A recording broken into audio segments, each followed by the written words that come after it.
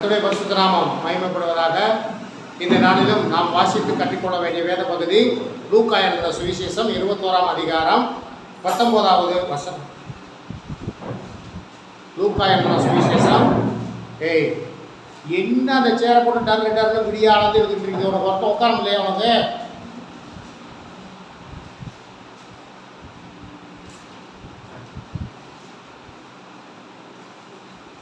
லூக்கா எழுதின சுவிசேஷம் 21ஆம் அதிகாரம் 19வது வசனம். உங்கள் பொறுமையினால் உங்கள் ஆத்மாக்களை காத்துக் கொள்ளுங்கள். கர்த்தருடைய நாமம் மகிமைப்படட்டும். நாம் வாசித்திருக்கிற இந்த திருவசனத்தின் மூலம் கர்த்தர் நம்மோடு இடைபடும்படி என்னுடைய மனைவி அவர்கள் செவிப்பார்கள்.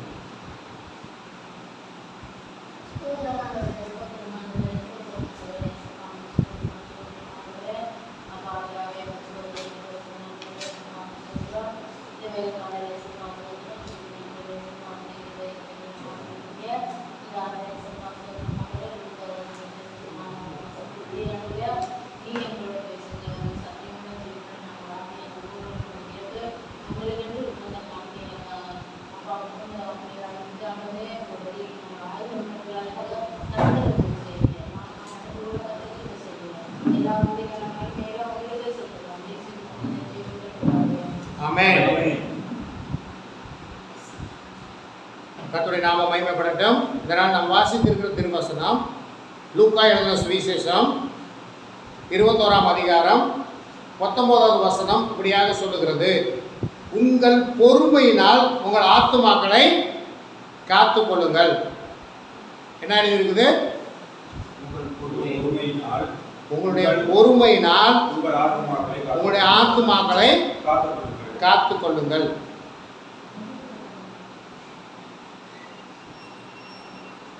அப்போ ஒரு கர்த்தருடைய பிள்ளைக்கு விசுவாசியாக இருக்கலாம், ஊழியக்காரனாக இருக்கலாம், என்ன வேணும்? முதல்ல பொறுமை வேணும். பொறுமை இருந்தால் தான் இடத்த காத்துக்கொள்ள முடியும், ஆத்மாவை காத்துக்கொள்ள முடியும். பொறுமை இல்லைன்னா ஆத்மாவை காத்துக்கொள்ள முடியாது. இந்த பொறுமைக்கும் ஆத்திரத்துக்கும் தொடர்பு உண்டு, தெரியுமா? ஆத்திரம் வந்துச்சுனாக்க பொறுமையை இழந்துருவோம். ஆத்திரம் வந்துச்சுன்னா இடத்த இழந்துருவோம், பொறுமையை இழந்துருவோம். அப்போ ஆத்திரக்காரனுக்கு என்னவா? புத்தி மட்டாயிரும். ஆத்திரக்காரனுக்கு என்ன ஆயிரும்? புத்தி மட்டாயிரும்னா என்ன ஆகுது? மட்டமாக போயிடும். ஆத்திரக்காரன் அண்டாவில் கையை விட்டா கூட கை உள்ள போகாதான். பெரியமை கேள்விப்பட்டீங்களா அந்த பழமொழிய? ஆத்திரத்தில் அண்டாவில் கை விட்டா கூட கை உள்ள போகாதான். எதுல? ஆண்டவர் சொன்னாரு, ஐஸ்வர்யவான் தேவனுடைய ராஜ்யத்தில் பிரவேசிப்பதை காட்டிலும் ஊசியின் காதுல என்ன போயிருமாமா? ஒட்டகம் போயிருமா. ஆனால் ஆத்திரக்காரனுக்கு அண்டாக்குள்ள கை விட்டா கூட கை போகாது. இப்போ முதல்ல என்ன பண்ணணும்? ஒரு விசுவாசிக்கு ஆத்திரம் வரக்கூடாது, நிதானம் தேவை. எந்த ஒரு காரியமாக இருந்தாலும் நிதானம் தேவை, பொறுமை தேவை. பொறுமையாக இருந்தால் நம்முடைய ஆத்துமாக்களை காத்துக்கொள்ளலாம். பொறுமையை இழந்துட்டா ஆத்மாவை காத்துக்கொள்ள முடியாது. இதை குறித்து பாருங்க, கலாத்தியர் 5:22 என்ன சொல்லுங்க? கலாத்தியர் 5:22. ஆவியின் கனியோ அன்பு, சந்தோஷம், சமாதானம், நீடிய பொறுமை. என்ன இருக்காங்க? நீடிய பொறுமை. அவன் என்ன விசுவாசிக்க ஆவியின் கனியில என்ன இருக்குது? நீடிய பொறுமை வேணும். எதெல்லாம் பொறுமை வேணும் தெரியுமா உங்களுக்கு? ஒரு கர்த்தருடைய பிள்ளைக்கு எதுல இருந்தெல்லாம் பொறுமை வேணும் தெரியுமா உங்களுக்கு? முதல்ல பேசுறதுக்கு முதல்ல பொறுமை வேணும். பேசுறதுக்கு பொறுமை வேணும். யார்கிட்ட பேசினாலும் பொறுமை வேணும். கணவன் மனைவிட்ட பேசினாலும் கணவன் மனைவிட்ட பேசினாலும் இந்த மனைவி கணவன்கிட்ட பேசினாலும் பொறுமை வேண்டும். கொட்டிடலாம். என்னத்தை கொட்டிடலாம்? வார்த்தையை கொட்டிடலாம். திருப்பி என்ன செய்ய முடியாது? அல்ல முடியாது. வார்த்தையை கொட்டிட்டா என்ன தெரியுமா?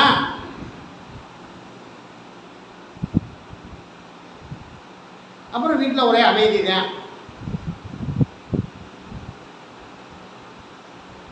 தீ எரியிற வரைக்கும் சவுண்டு கேட்கும். தெரியுமா உங்களுக்கு? தீ எரியிற வரைக்கும் வெளியே இருக்க செட்டையில் நீங்கள் தீயை பொறுத்து பாருங்க, சவுண்ட் எப்படி கேட்கும் தெரியுமா? எப்படி கேட்கும்? சட சடன்னு கேட்கும். நீங்கள் கொட்டிட்டீங்கன்னு வச்சுக்க, சட சடன்னு கொட்டிட்டீங்கன்னு வச்சுக்கோங்க, எரிச்சு முடிச்சதுக்கப்புறம் எப்படி இருக்கும் தெரியுமா? எப்படி இருக்கும்? ஒரே அமைதி தான். அப்புறம் ஆகவே இந்த ஆவியின் கனியில் நீடிய பொறுமையும் வேண்டும். அப்படின்னா குடும்பத்தில் மட்டும் இல்லை, குடும்பத்தில், வேலை பார்க்குற இடத்துல, வியாபாரம் பார்க்குற இடத்துல, வெளியில், சபையில், சங்கத்தில், கர்த்தருடைய பிள்ளைகிட்ட என்ன வேணும்?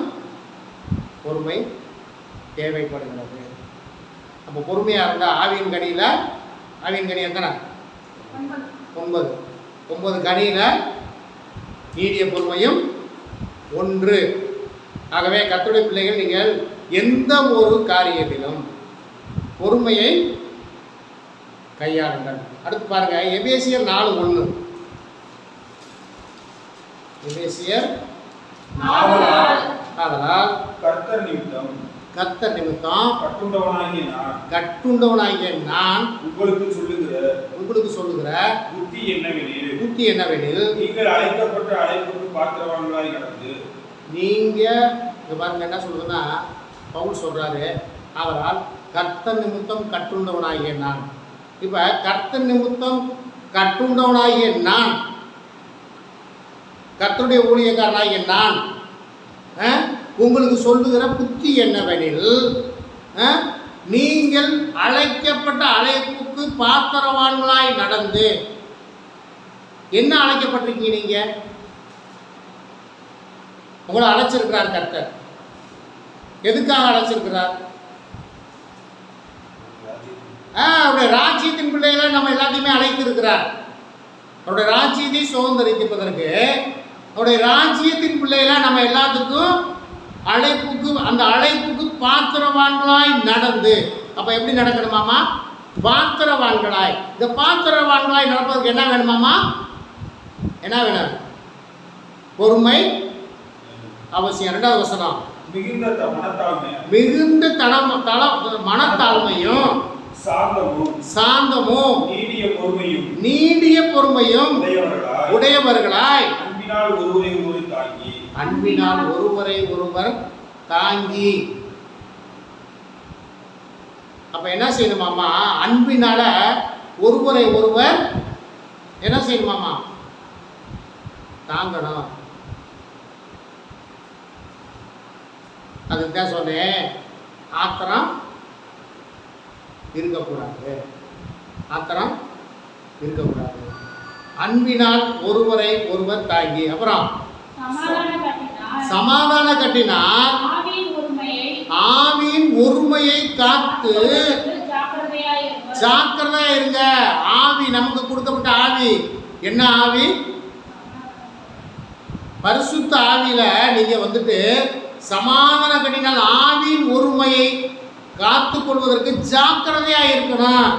இப்ப நம்ம ஒருவரில் ஒருவர் அன்பு கூறாம ஒருவருக்கு ஒருவர் விரோதமா இருந்தா நமக்குள்ள என்ன ஆவி இருக்காது? என்ன ஆவி இருக்காது? பரிசுத்த ஆவியானவருக்கு அந்த சமாதானத்தின் ஆவி இருக்காது. அப்ப என்ன ஆவி இருக்கும்? அப்புறம் பிரிவினை ஆவிதான் நமக்குள்ள இருக்கும். அப்புறம் கீழே வாசிங்க. உங்களுக்கு உண்டான அழைப்பினாலே நீங்கள் ஒரே நம்பிக்கைக்கு அழைக்கப்பட்டது போல ஒரே சரீரமும் ஒரே ஆவியும் உண்டு. இப்போ பாருங்க, நமக்கு உண்டான அழைப்பினாலே நீங்கள் ஒரே நம்பிக்கைக்கு அழைக்கப்பட்டது. என்ன ஒரே நம்பிக்கை? பரலோகத்துக்கு போகணும். இதுக்காக நம்மளை அழைத்திருக்கிறார். இந்த ஒரே அழைப்பு நமக்கு. எல்லாத்துக்கும் இந்த அழைப்பு இல்லை. இந்த அழைப்பு எல்லாத்துக்கும் இல்லை. அப்ப அழைக்கப்பட்டிருக்கோம். அவருடைய ராஜ்யத்தின் பிள்ளைகள் நம்ம அழைக்கப்பட்டிருக்கிறோம். அதனால இன்னைக்கு உலகத்தில், அதுவும் இன்னைக்கு ஞாயிற்றுக்கிழமை இந்த விடுமுறை நாளில் ஜனங்கள்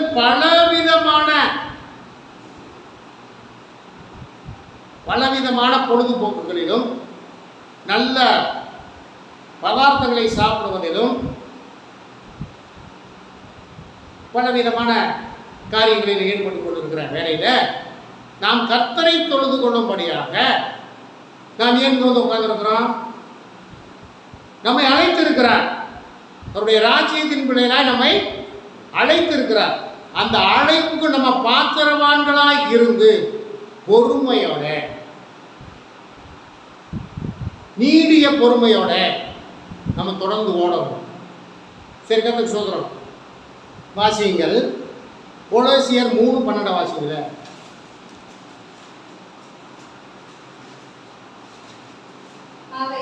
ஆகையால் நீங்க யாராமா? நீங்கள் தேவனால் தெரிந்து கொள்ளப்பட்ட பரிசுத்தரும் பிரியருமாய்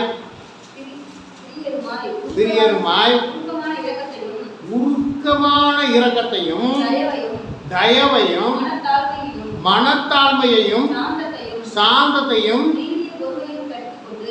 நீங்க என்னென்னத்தை தரித்து கொள்ளணுமாமா? ஆகையால் நீங்கள் தேவனால் தெரிந்து கொள்ளப்பட்ட, யாரா நீங்க? தேவனால் தெரிந்து கொள்ளப்பட்ட பரிசுத்தரும் பிரியருமாய் உருக்கமான இரக்கத்தையும். அப்ப ஒருவருக்கொருவர் உருக்கமான இரக்கத்தையும் தயவையும் மனத்தாழ்மையையும் சாந்தத்தையும் நீடிய பொறுமையையும் தரித்து கொண்டு. இப்ப என்ன வேணும்? கர்த்தருடைய பிள்ளைகளுக்கு என்னெல்லாம் வேணும்? சாந்தம் வேண்டும், மனத்தாழ்மை வேண்டும், இரக்கம் இருக்கணும், பொறுமை இருக்கணும். நீடிய பொறுமையும் நீங்கள் தரித்து கொண்டு. கீழே வாசிங்கள. என்ன செய்யணுமாமா? ஒருவரை ஒருவர் தாங்கி. ஒருவருக்கு குறைபாடு உண்டானால் கிறிஸ்து உங்களுக்கு மன்னித்தது போல ஒருவருக்கு ஒருவர் மன்னியுங்கள். அப்ப என்ன செய்யணும்? ஒருவருக்கு ஒருவர் மன்னியுங்கள். கிறிஸ்து உங்களுக்கு மன்னித்தது போல ஒருவருக்கு ஒருவர் மன்னியுங்கள். இவைகள் எல்லாவற்றிலும் மேலும்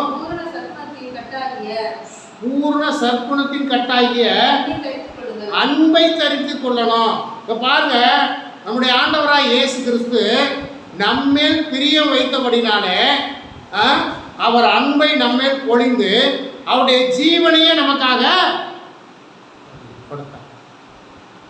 ஏன்? நாம் அவருடைய பிள்ளைகளாக, அவருடைய ராஜ்யத்தின் பிள்ளைகளாக, அவருடைய ராஜ்யத்தில் அவரோடு காணப்படுவதற்காக ஒரு பாவமும் செய்யாத அந்த பரிசுத்தமுள்ள தெய்வம் நம்மேல் அன்பு வைத்து தம்முடைய ஜீவனையே கொடுத்தார். அப்ப இங்க ஆண்டவர் என்ன சொல்றாரு? ஒருவரை ஒருவர் தாங்கி. வாசிங்க.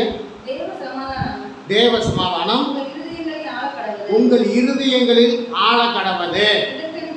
இதற்கென்றே நீங்கள் ஒரே சரீரமாக அழைக்கப்பட்டீர்கள். நன்றி அறிதலுள்ளவர்களாயும் இருங்கள். பாருங்க, தேவ வசனம் உங்கள் இருதயங்களில் ஆள கடவது. அப்ப நமக்கு இந்த பொறுமை, சாந்தம், நீடிய பொறுமை, சாந்தம், தயவு, அன்பு, இரக்கம் இதெல்லாம் எப்போ வரும் தெரியுமா? எப்போ வரணும்? தேவ சமாதானம் உங்கள் இருதயங்களில், தேவ சமாதானம் உங்கள் இருதயத்தை ஆளணும். தேவ சமாதானம் உங்கள் இருதயத்தை ஆண்டால் இதற்கென்றே நீங்கள் ஒரே சரீரமாக அழைக்கப்பட்டிருக்கிறீர்கள். அது என்ன ஒரே சரீரமாக அழைக்கப்பட்டிருக்கிறீர்கள்? என்னது தெரியுமா உங்களுக்கு? ஒரே சரீரம்னா என்னன்னு தெரியுமா? யாரெல்லாம் கர்த்தருக்குள் அழைக்கப்பட்டு ஞானஸ்நானம் பெற்று கர்த்தருடைய சபையிலே அங்கமா இருக்கோ நம்ம எல்லாருமே ஒரே சரீரம், சரீரமான சபை. இந்த சரீரமான சபை எப்படி இருக்கணும்? மற்றவர்கள் மேல் அன்பு காட்டுகிற சபையாக இருக்க வேண்டும். பொறுமை இருக்கணும், சாந்தம் இருக்கணும், தயவு இருக்கணும். கர்த்தருக்கு ஸ்தோத்திரம். வாசியுங்கள் 1 பேதுரு 2 பேதுரு 3:5 வாசிங்க. 2 பேதுரு 3. பூர்வ காலத்தில் தேவனுடைய வார்த்தையினாலே 3:9 தாமதிக்கிறார் என்று சிலர் எண்ணுகிறபடி கர்த்தர் தமது வாக்குத்தத்தத்தை குறித்து தாமதமாயிராமல் ஒருவரும் கெட்டு போகாமல் எல்லாரும் மனம் திரும்ப வேண்டும் என்று விரும்பி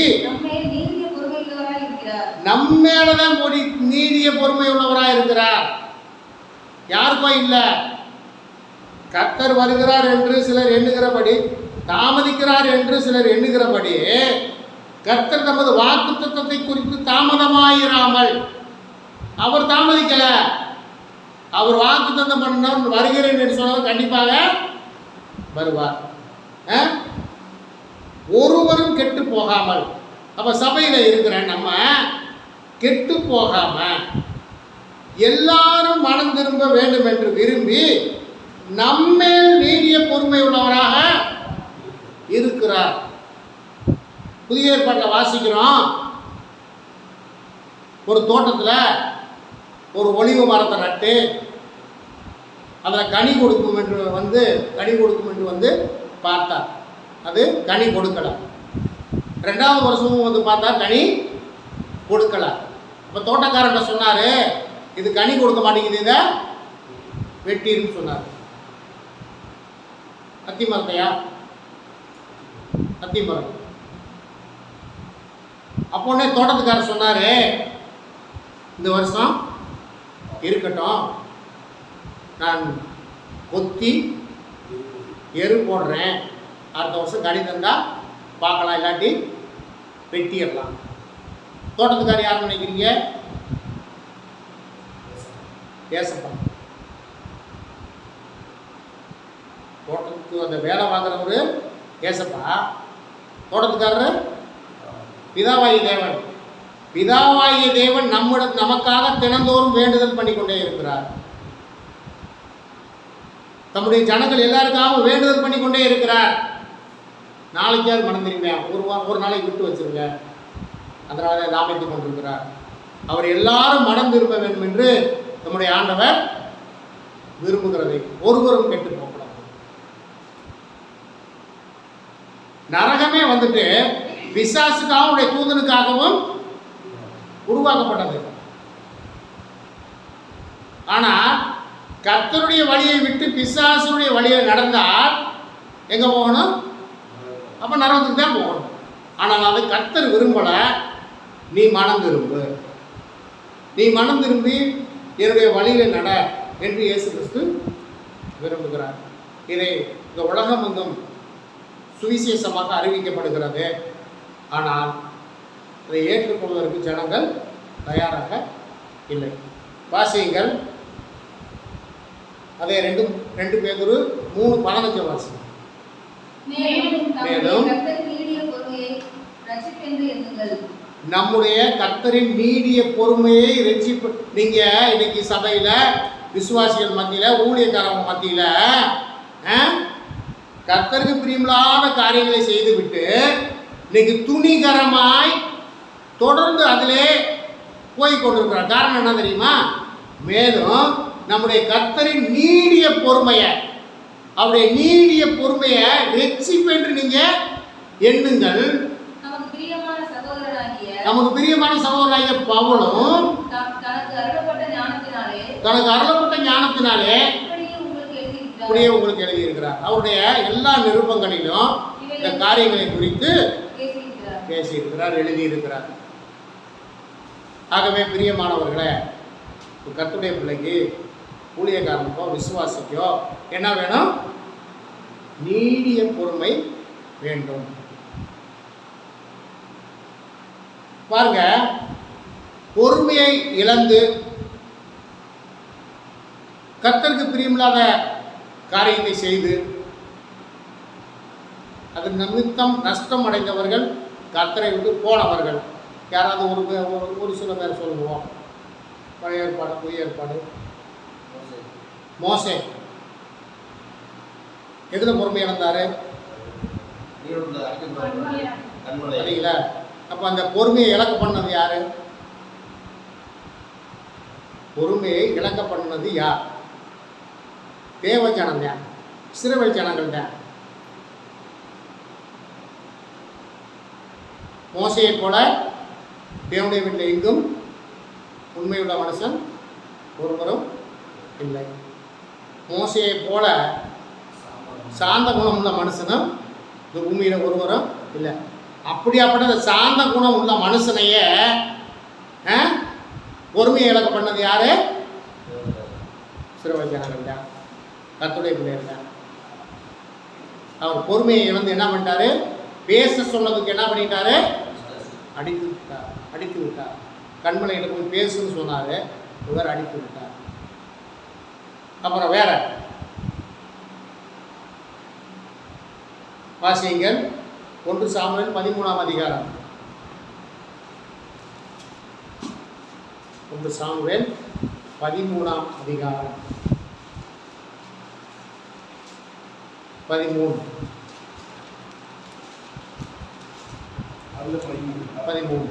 சாமுவேல் சவுலை பார்த்து புத்தியீனமாய் செய்தி உம்முடைய தேவனாகிய கர்த்தர் உமக்கு விதித்த கட்டளையை கைகொள்ளாமல் போனீர். மற்றபடி கர்த்தர் இஸ்ரவேலின் மேல் உம்முடைய ராஜ்யபாரத்தை என்றைக்கும் ஸ்திரப்படுத்துவார். இப்போ பாருங்க, இவருக்கு வந்துட்டு 8 வாசிங்கள, 8வது வசனத்தை வாசிங்க. அவன் தனக்கு சாமுவேல் குறித்த காலத்தின்படி 7 நாள் மட்டும் காத்திருந்தான். சாமுவேல் கில்காலுக்கு வரவில்லை. ஜனங்கள் அவனை விட்டு சிதறி போனார்கள். அப்பொழுது சவுல் சர்வாங்க தகனபலியையும் சமாதான பலியையும் என்னிடத்தில் கொண்டு வாருங்கள் என்று சொல்லி சர்வாங்க தகனபலியை செலுத்தினார். அவர் சர்வாங்க தகனபலியை முடிக்கிற போது இதோ சாமுவேல் வந்தார்.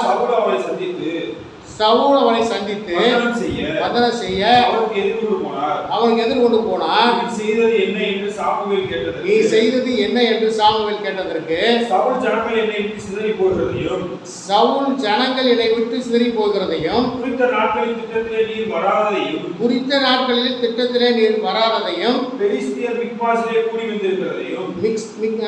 மிக்மாசிலே கூடி வந்திருக்கிறதையும் நான் கண்டபடியினாலே கில்காலில் பெலிஸ்தர் தனக்கு விரோதமாய் வந்து விடுவார்கள் என்றும் நான் இன்னும் கர்த்தருடைய சமூகத்தை நோக்கி விண்ணப்பம் பண்ணவில்லை என்றும் எண்ணி துணிந்து சர்வாங்க தகன பலியை செலுத்தினேன். வந்து இந்த சர்வாங்க தகன பலியும் சமாதான பலியை செலுத்துறது யார் செலுத்தணும்? கர்த்தருடைய ஆசாரியன் பழைய ஏற்பாட்டின் காலத்துல கர்த்தருடைய ஆசாரியன் அதை செலுத்த வேண்டும். அதற்கு யாருக்கு அதை செய்திருக்கோ அந்த இதை கொடுத்துருக்கிறார் அவங்க அதை செய்யணும். இவர் என்ன செஞ்சிட்டாரு? ராஜாவாக இருந்த அந்த காரியத்தை செய்தார். இப்போ வந்து சாமுவேல் வர தாமதிக்கிறார். வரலன்னு சொன்னோன்னா பொறுமையை இழந்து இந்த காரியத்தை செய்தார். இப்போ பொறுமை இழந்ததுனால என்ன பண்ணி நடந்துருச்சாமா? 13 வாசிக்க சாமுவேல் சவுலை பார்த்து புத்தியினமாய் செய்தி உம்முடைய தேவனாகிய கர்த்தர் உமக்கு விதித்த கட்டளையை கைக்கொள்ளாமல் போனீர். மற்றபடி கர்த்தர் இஸ்ரவேலின் மேல் உம்முடைய ராஜ்யபாரத்தை என்றைக்கும் ஸ்திரப்படுத்துவார். ராஜ்யபாரம் இருக்கும், ஆனா கர்த்தர் வந்து யாரோட இல்ல? சவுலோட. காரணம் என்ன? பொறுமையை இழந்தபடினால. இந்த பாருங்க, இன்னும் நிறையா நம்ம பார்க்கலாம். பொறுமையை குறித்து வேதாகமத்தில் ஒருத்தர் சொல்லுவாங்க. யார் சொல்லுவாங்க? பொறுமையை குறித்து பொறுமையாக இருந்த யோபுனுடைய பொறுமை அதுக்கு முன் உதாரணமாக சொல்லுவாங்க. யோபு ஒரு வார்த்தையும் தேவனை குறை சொல்லவே இல்லை. அவருக்கு வந்த அவ்வளவு நஷ்டத்திலும் நம்ம இருந்துருவோமா? நம்மளால இருக்க முடியுமா? எல்லாமே போயிடுச்சு. தன்னுடைய ஆடு மாடு பிள்ளைகள் ஆடு மாடுகள் எல்லாமே போயிடுச்சு. கர்த்தர் யோபு என்ன பண்ணாரு? பொறுமையை இழந்துட்டாரா? அங்கே அவங்க பொறுமையை இழந்தவங்க ஒருத்தருக்காங்க. யார் தெரியுமா? யோபு பொறுமை இழந்துட்ட, அவங்க மனைவி பொறுமை இழந்துட்டாங்க. நீ ஏன் என்ன இப்படி இருக்கிற? தேவனை தூஷித்து ஜீவனை சொன்னாங்க. அப்புறம் பாருங்க, யோபுனுடைய பொறுமை இன்னும் நம்ம பார்க்கணும்னா நிறைய பேரை பார்க்கலாம். பொறுமையை இழந்தவர்கள், பொறுமையை கடைபிடித்தவர்கள் வேதாகமத்தில் நிறைய உண்டு. ஆனாலும் நமக்கு சமயம் நேரம் போதாதபடினால கர்த்தருடைய பிள்ளைகள் நீங்கள் எப்பொழுதும் பொறுமையாக இருக்க கற்றுக்கொள்ளுங்க. எந்த ஒரு காரியத்துக்கும் எல்லாரும் பிடிக்கும். ஆரம்பத்தில் அநேக காரியங்களை பொறுமை இழந்துருப்போம். நம்ம கர்த்தருக்குள்ள வளர்ந்துக்கிட்டு இருக்கிற நம்ம எந்த ஒரு காரியத்திலும் பொறுமையோடு நிதானத்தோடு எந்த ஒரு காரியத்தையும் சிந்தித்து செயல்படணும். அதுலேயும் கூட பாருங்கள், அந்த காரியங்களில் எல்லாவற்றிலும் கர்த்தருக்கு முதலிடம் கொடுங்க. அதனால தான் மத்தேயு சுவிசேஷம் 6:33 என்ன சொல்லுது? முதலாவது என்னுடைய ராஜ்யத்தையும் அவருடைய நீதியையும் தேடுங்க. நீங்கள் என்ன செஞ்சாலும் சரி, அதுக்காக வந்துட்டு கர்த்தருக்கு பிரியமில்லாத காரியத்தை செய்யறதுக்கு இல்லை. நீங்கள் நமக்கு பூமியில் நமக்கு அநேக தேவைகள் உண்டு. அந்த தேவைகளுக்கு எந்த ஒரு காரியத்தை செஞ்சாலும் அதை முதலாவது கர்த்தரை தேடுங்க. கர்த்தரை முன்னிட்டு எந்த ஒரு காரியத்தையும் செய்யுங்கள். ஆகவே கர்த்தருடைய பிள்ளைகள் பொறுமையோடு, சாந்தத்தோடு, நீடிய பொறுமையோடு, தயவோடு, அன்போடு எந்த ஒரு காரியத்தையும் செய்யுங்கள்.